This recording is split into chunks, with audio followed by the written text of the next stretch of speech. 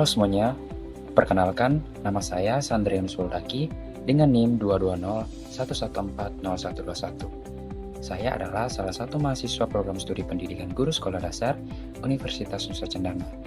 Saya berasal dari kelas A semester 6. Kali ini saya akan menjelaskan tentang morfologi, dan yang akan saya bahas di sini yaitu materi singkat dari morfologi itu sendiri dan juga bagaimana cara mengajarkan morfologi kepada peserta didik di sekolah dasar.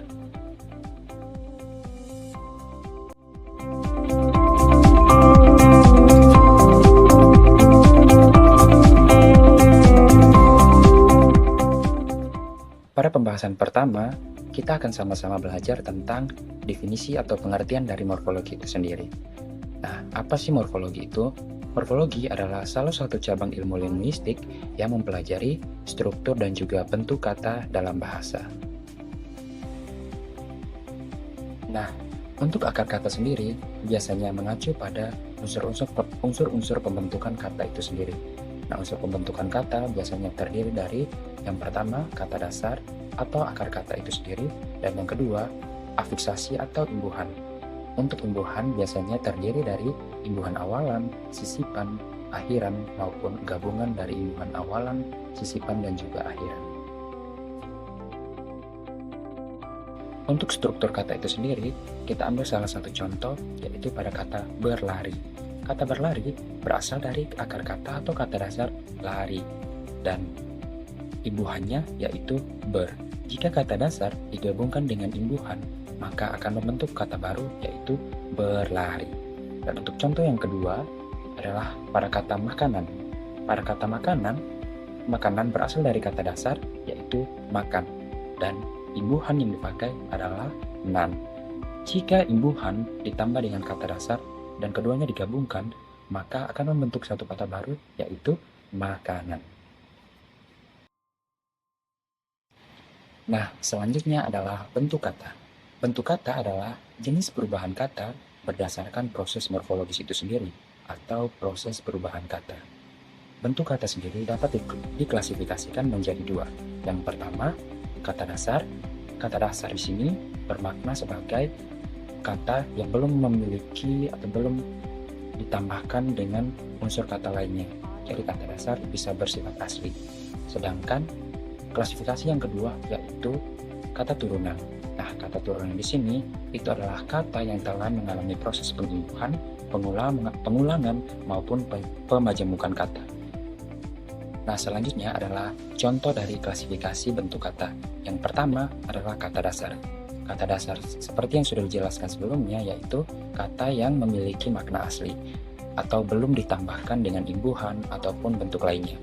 Jadi contohnya di sini adalah kata makan dan juga kata lari. Sedangkan untuk kata turunan adalah kata yang sudah mendapatkan imbuhan, pemajemukan ataupun pengulangan. Nah, kita ambil salah satu contoh yaitu dari kata dasar makan. Kata makan jika ditambahkan imbuhan nan, maka akan menjadi kata baru yaitu makanan. Dan kita menambahkan pengulangan pada kata makan, maka akan menjadi kata makan-makan. Dan selanjutnya, untuk pemajemukan kata dari kata makan, kita buat salah satu contoh yaitu makan nasi. Artinya di sini pemajemukan kata atau gabungan dari dua kata dasar, yaitu dari kata makan dan juga kata nasi. Jadi bisa disimpulkan untuk pemajemukan kata dari kata makan, kita bisa tambahkan dengan kata dasar nasi yang akan menjadi makna baru yaitu makan nasi. Setelah kita membahas bersama tentang materi singkat dari morfologi itu sendiri, selanjutnya saya akan menjelaskan tentang bagaimana cara mengajarkan morfologi kepada peserta didik khususnya yang ada di sekolah dasar. Mengajarkan morfologi pada anak sekolah dasar bisa dilakukan dengan 3 cara. Yang pertama, kita bisa mulai mengenali kepada mereka kata-kata dasar yang familiar atau sering didengar oleh mereka. Dan cara yang kedua, kita harus memperkenalkan kata ulang maupun kata imbuhan.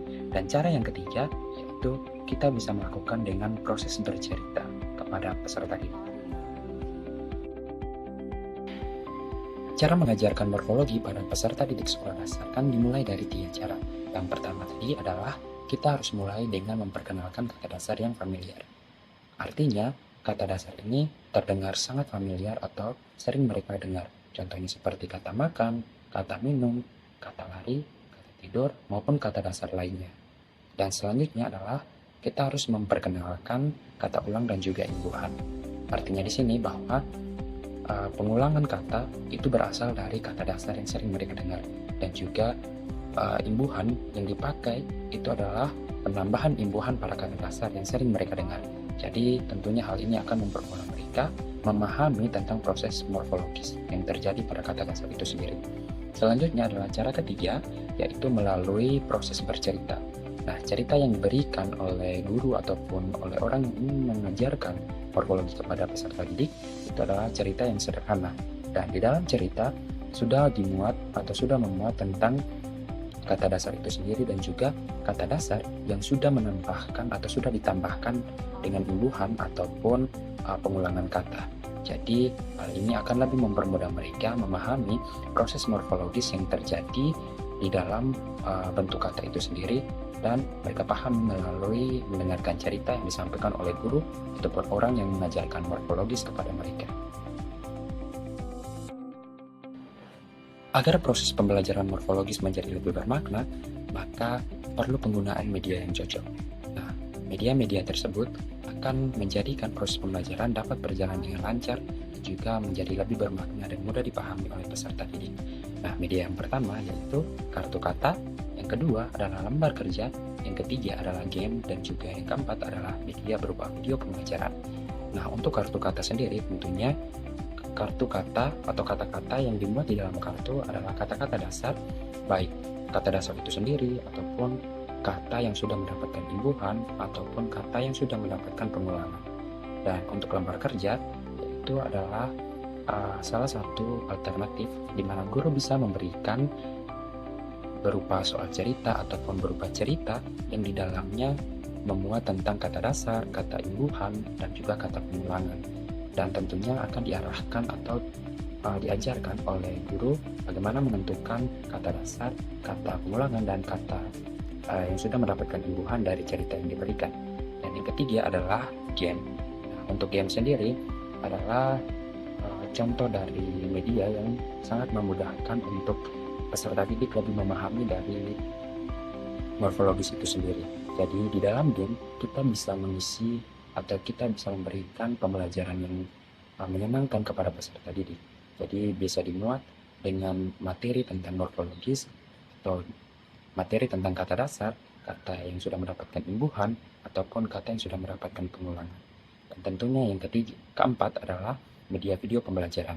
Ini sangat berguna atau sangat bermanfaat untuk peserta didik yang memiliki gaya belajar audiovisual. Tentunya tidak hanya mereka mendengarkan materi, tetapi mereka juga melihat proses perubahan kata dari kata dasar ke kata yang mendapatkan imbuhan dan juga kata yang mendapatkan pengulangan.